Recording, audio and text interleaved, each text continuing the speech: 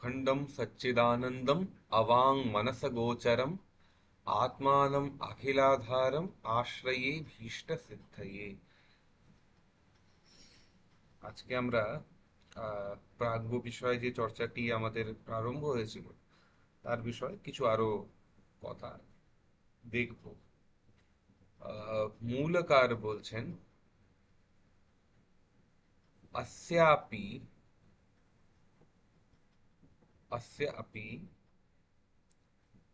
इयम् अहंकारादि कारणत्वात् कारण शरीरम आनंद प्रचुरत्वात् कोशवदाच्छादकत्वात् च आनंदमय कोशः सर्वोपरमत्वात् सुषुप्तिः अतएव स्थूल सूक्ष्म शरीर प्रपंचलय स्थानम इति च उच्यते।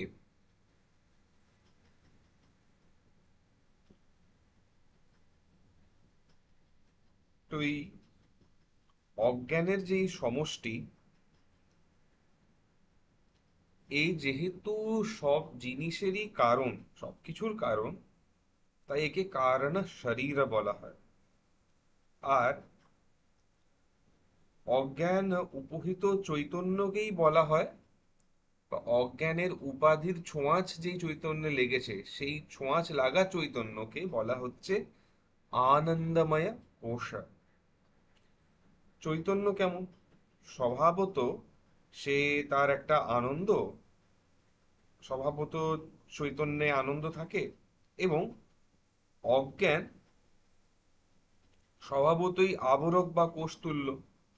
এই জন্য এই অজ্ঞান উপহিত চৈতন্যকে বলা হয় আনন্দময় কোষা। তো কি বলা হচ্ছে? আনন্দ প্রচুরত্বাৎ কোশবৎ আচ্ছাদকত্বাৎ চ আনন্দময় কোষः। এখানে পঞ্চমী বিভক্তি প্রয়োগ হচ্ছে, তার মানে এটি কারণ বলা হচ্ছে। কোন কারণে আনন্দময় কোষ বলা হলো? আনন্দ প্রচুরত্বাৎ, আনন্দই তার স্বভাব বা স্বরূপ বলা উচিত চৈতন্যের। এবং কোশবৎ আচ্ছাদকত্বাৎ, এই কথাটা কার জন্য বলা হচ্ছে? এই কথাটা বলা হচ্ছে অজ্ঞানের জন্য। এই অজ্ঞানের ছোঁয়াচ লেগেছে তাই, এবং এর মধ্যে আনন্দ তো আছেই, বা এর স্বরূপই হচ্ছে আনন্দ, তাই বলা হচ্ছে আনন্দময় কোশ। তাহলে কি হচ্ছে? যে স্বরূপের উপরে যে অজ্ঞানের একটি ঢাকা পড়ে গেল, তাতে অজ্ঞান, তাতে স্বরূপ বা চৈতন্য আমার কাছে আহ তার সত্য রূপে প্রকাশিত হচ্ছে না, একটু ডিস্টর্টেড রূপে, একটু লিমিটেড রূপে প্রকাশিত হচ্ছে। এমন বলা যেতে পারে যে তাকে আমরা, তার আসল রূপটিকে আমরা ঢেকে দিয়েছি আবরণ দিয়ে। এই আবরণ দিয়ে বা এই তথাকথিত গিফট র্যাপ দিয়ে ফোল্ড করে রাখা চৈতন্য, তাকে বলা হচ্ছে যে সে হচ্ছে আনন্দময় কোষ। ঠিক আছে?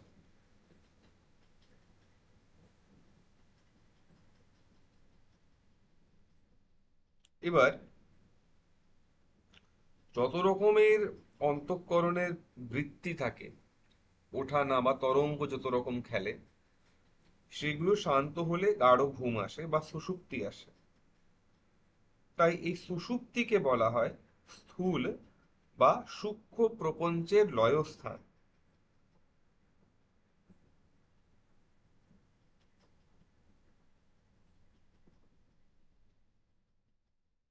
কি বলছেন? সর্বোপরমত্বাৎ সুষুপ্তি, সবকিছুর উপরম হয় বলে তাকে, বা সেই স্টেটকে বলছি সুষুপ্তি, বা everything comes to rest in a state, and that state is called as সুষুপ্তি। এবার কি বলা হচ্ছে? স্থূল সূক্ষ্ম শরীর প্রপঞ্চ লয় স্থানম ইতি চ উচ্যতে। স্থূল सूक्ष्म শরীর প্রপঞ্চ লয় স্থানম ইতি চ উচ্যতে। তো এইটা বলবার কারণ কি? কারণ হচ্ছে জাগ্রত অবস্থা, এখানে মান্ডুক্যের একটি বিচার আসে। জাগ্রত অবস্থায় কি হচ্ছে? জাগ্রত অবস্থায় আমি যখন হাঁটা চলা করছি, কোনো একটা কাজ করছি, তখন এই স্থূল শরীরকে আশ্রয় করে সেই কাজগুলি হচ্ছে। স্থূল শরীর ক্লান্ত হলো, ঘুমোতে গেলাম, স্থূল শরীরের অ্যাক্টিভিটিস গুলো থামলো, আমি একটি স্বপ্ন দেখলাম।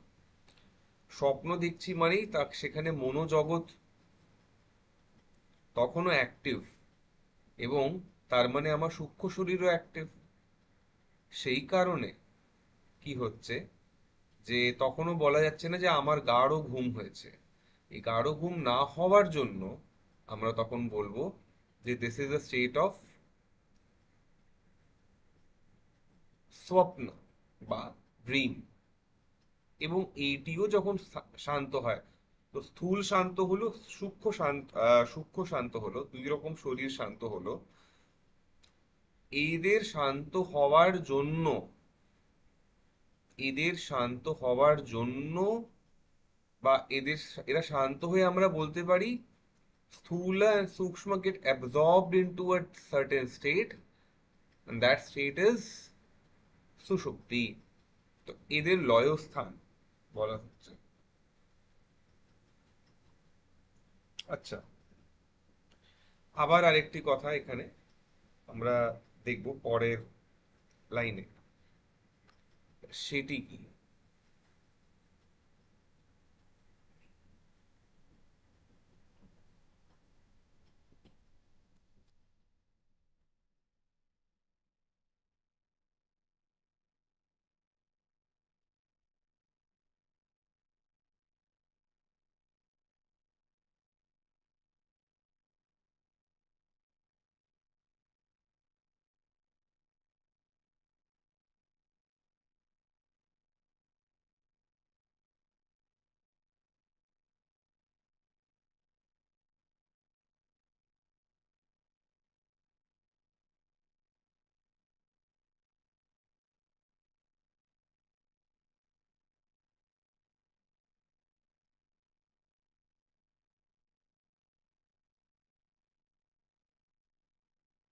এরপরে বলছেন তদানীম एतौ ईश्वर प्राज्ञौ चैतन्य प्रदीप्ताभिरति सूक्ष्माभिः বা চৈতন্য প্রদীপ্তাभिः अति सूक्ष्माभिः ज्ञानवृत्तिभिः आनन्दम् अनुभवतः आनन्दभुक् चेतो मुखः प्राज्ञः। मांडुक्य उपनिषद 5 मंत्र।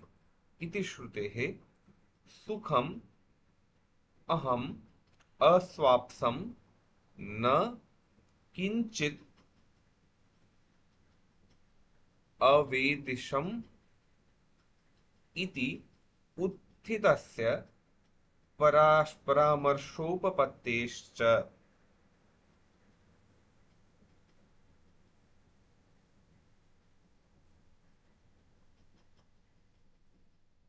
তাহলে কি বলা হচ্ছে, যে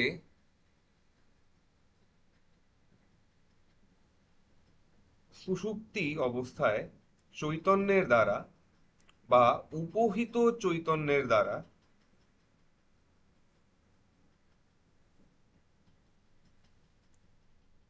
সমুজ্জ্বল প্রদীপ্তাভিহি অজ্ঞান বৃত্তি বা অবিদ্যা বৃত্তির দ্বারা এই যে ঈশ্বর, ইনি এই ঈশ্বর এবং প্রাজ্ঞ আনন্দ অনুভব করেন।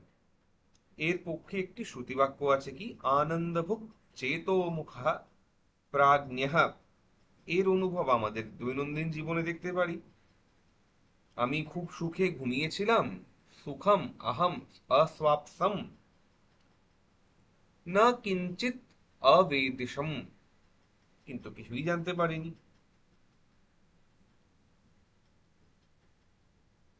তো ব্যষ্টি কারণ শরীর অবচ্ছিন্ন চৈতন্য বা প্রাজ্ঞ এবং সমষ্টি কারণ শরীর অবচ্ছিন্ন চৈতন্য বা ঈশ্বর, এরা বস্তুত অভিন্ন হয়েও ভিন্ন। যেমন ব্যষ্টি বৃক্ষ ও সমষ্টি বন ভিন্ন বলে মনে হয়, যদিও এই উভয়ই কি বৃক্ষ ছাড়া কিছুই না, এটা বলতে পারি আমরা। এবং এটাও তাহলে বলতে পারি যে একই প্রাজ্ঞ ও ঈশ্বর জল ও জলাশয়ের মতো, এই কথাও এখানে বলা যায়।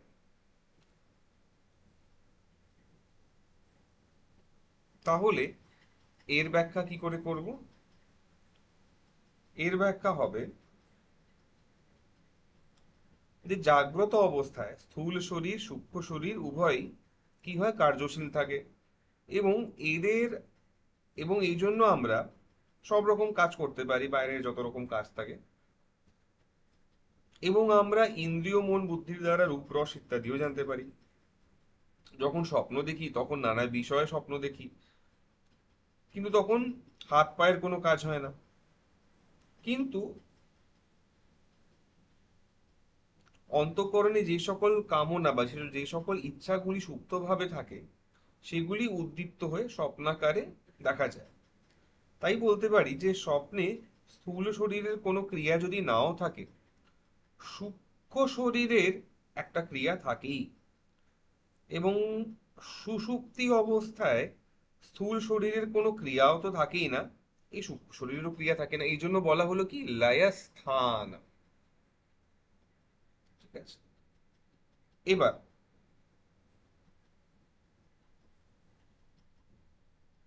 তখন কি থাকে, শুধুমাত্র কারণ শরীর বা অজ্ঞান বিদ্যমান থাকে। এবং সেই অজ্ঞান বা অবিদ্যারূপ বৃত্তির দ্বারা যে বেষ্টি কারণ শরীর অবচ্ছিন্ন Chaitanya, the consciousness which is limited by the vyashti karana sharir or the ajnana at an individual level, that chaitanya is called prajna। এবং সমষ্টি কারণ শরীর অবচ্ছিন্ন চৈতন্য, তাকে বলা হচ্ছে ঈশ্বরা। এই দুজনেই কি অনুভব করেন? আনন্দ অনুভব করেন। তখন সুষুপ্তকালে কোনোই বিষয় উপস্থিত হয় না। এবং তার জন্য স্থূল শরীরও অকর্মণ্য থাকে এবং সূক্ষ্ম শরীরেও কোনো ক্রিয়া থাকে না।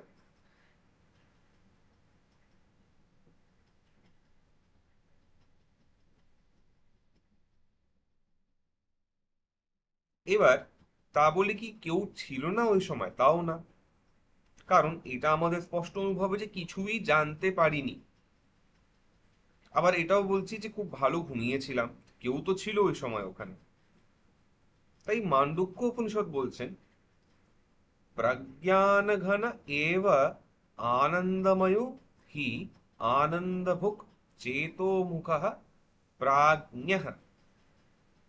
তার মানে সুষুপ্তিকালে অন্য কোনো বাহ্য বা আন্তর বিষয় যেহেতু উপস্থিত থাকে না, তাই শুধুই প্রজ্ঞান বা চৈতন্য থাকায় এই অবস্থাকে আমরা বলি প্রজ্ঞান ঘন, ফুল অফ প্রজ্ঞান, বা ওনলি কম্প্রাইজড অফ অজ্ঞান, অফ প্রজ্ঞান। তখন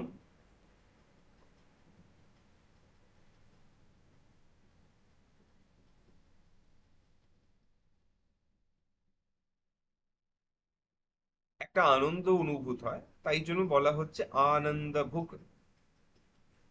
আরেকটি শব্দ কি আসছে, চেতো মুখাহা। এই চেতো মুখাহা মানে কি? চৈতন্যই যার মুখ, চৈতন্যই যার মুখ, তাকে বলা হচ্ছে চেতো মুখাহা।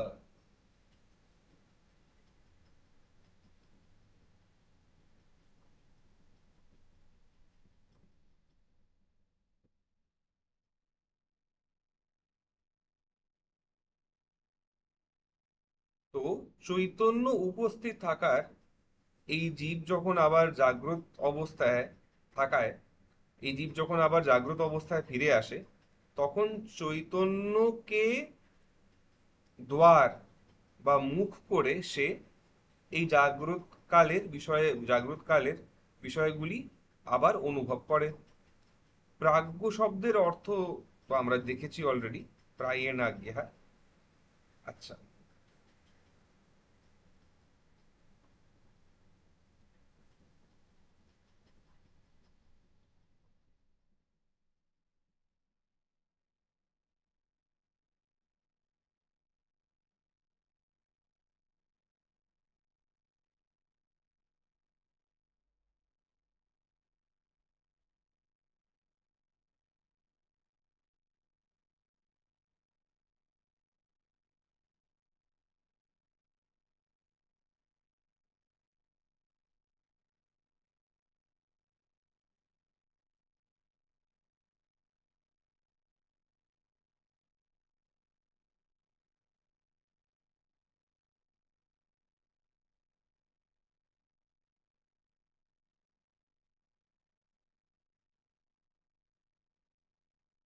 এখানে শব্দ আসছে তাদানীম।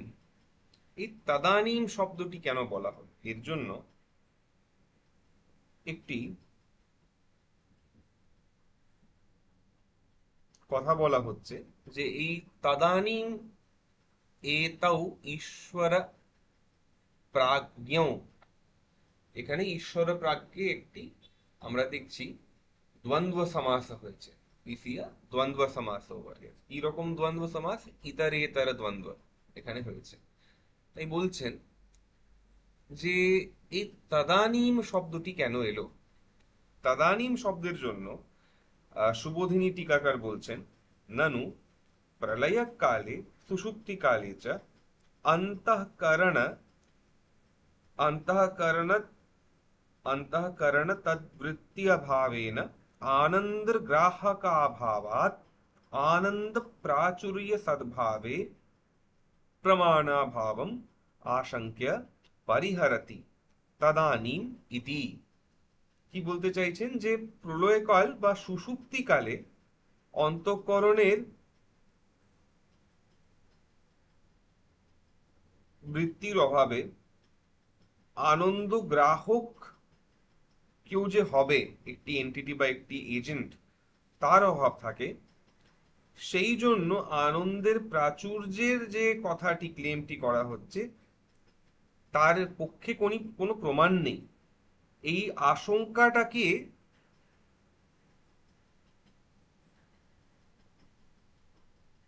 প্রথমে দাঁড় করাচ্ছে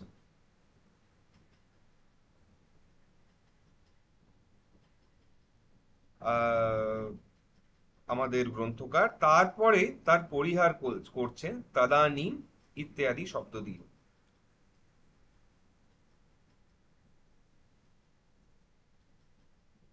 কি বলছেন? যথা স্বচ্ছত্বেন অন্তঃকরণস্য বৃত্তিঃ অঙ্গীক্রিয়তে, যেমন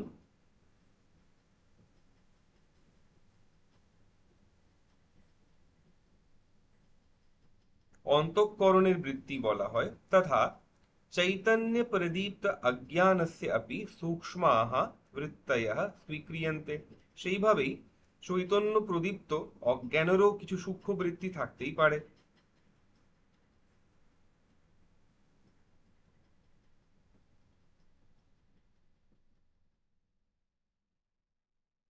তাই ঈশ্বরও কি করছেন, তথা চ ঈশ্বরः স্বকীয়া জ্ঞানবৃত্তিভিः স্বাত্মানন্দ বাহুল্যম তারতম্যেন অনুভবতি।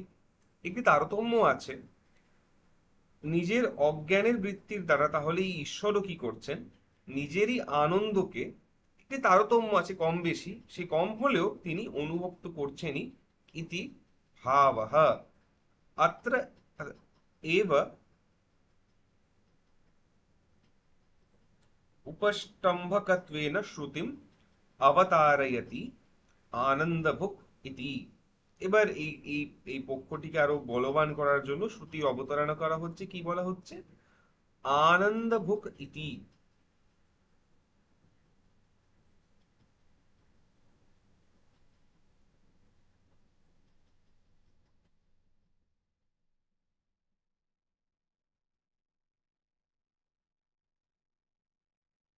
এই যে সুখ আমার একটা সময় ছিল, এর থাকাটাই আমার পূর্বকালে যে মানে এই যে একটি অনুভব আমার হচ্ছে যে আমি একটা সময় সুখে ছিলাম, সেটাই পূর্বকালে সুখে থাকার প্রমাণ। তাই জন্যে সুবোধিনীকার বলছেন উত্তরকালীন সুখ পরামর্শোপপত্তি अपि पूर्वानुभूत सुख बाहुल्य अनुभव सद्भावे प्रमाणम इति च वा इति आह सुखम इति। सुखम अहम अस्वाप्सम इति आनंद परामर्शः। This knowledge that I slept with a lot of sukha, এটি হচ্ছে সেই আনন্দের পরামর্শ, or the experience or the knowledge of a past ananda, না কিঞ্চিত অভেদিশম ইতি অজ্ঞান পরামর্শ। কিন্তু তখন কিছুই জানিনি, এটা তখন যে একটি অজ্ঞান ছিল তার বিষয়ে যে অনুভব বা যে প্রত্যয় বা যে জ্ঞানটি, সেটা। তথা চ सुषुप्ति दशायां प्रलय काले च प्रागेश्वरौ अज्ञानवृत्तिभिः आनन्दम् अनुभवतः एव इति अर्थः। এইভাবেই সুষুপ্তি দশায় এবং প্রলয়কালে প্রাজ্ঞ এবং ঈশ্বর অজ্ঞান বৃত্তি দ্বারা আনন্দ অনুভব করেন, এটাই অর্থ।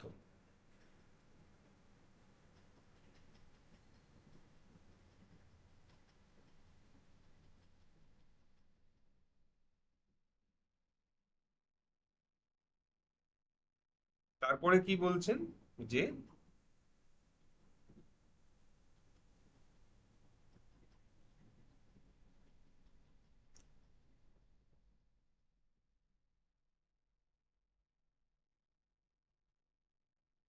ইদানীং ईश्वरगत मूल अज्ञानस्य जीवगत संस्कार मात्र अवशिष्ट अज्ञानस्य च समष्टि व्यष्टि अभिप्रायेण भेदभानेऽपि वस्तुतः भेदः नास्ति इति एतत्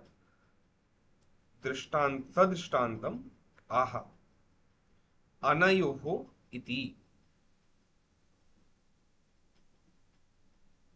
এখানে একটি কথা বলে রাখা প্রয়োজন যে কিছু জায়গায়, হ্যাঁ, এখানে এই অনায়োহ কথাটি এখানে আসছে। কি বলা হচ্ছে? জাস্ট লাইক, বা ঠিক তেমনই, যেমন ব্যষ্টি কারণ শরীর অবচ্ছিন্ন চৈতন্য বা প্রাজ্ঞ এবং সমষ্টি কারণ অবচ্ছিন্ন বা সমষ্টি কারণ শরীর অবচ্ছিন্ন চৈতন্য বা ঈশ্বর, এরা বস্তুত অভিন্ন হয়েও ভিন্ন। যেমন ব্যষ্টি বৃক্ষ ও সমষ্টি বন ভিন্ন বলে মনে হয়, কিন্তু এরা at the end of the day they are vrikshas, right? So একইভাবে এই প্রাজ্ঞ ঈশ্বর জল ও জলাশয়ের মতো অভিন্ন, এটাই বোঝানো হচ্ছে এই বাক্য দিয়ে। অনয়োহ সমষ্টি ব্যষ্টয়োর वनवृक्षयोः समष्टिव्यष्टयोः वनवृक्षयोः इव जलाशय जलयोः इव वा अभेदः। अच्छा,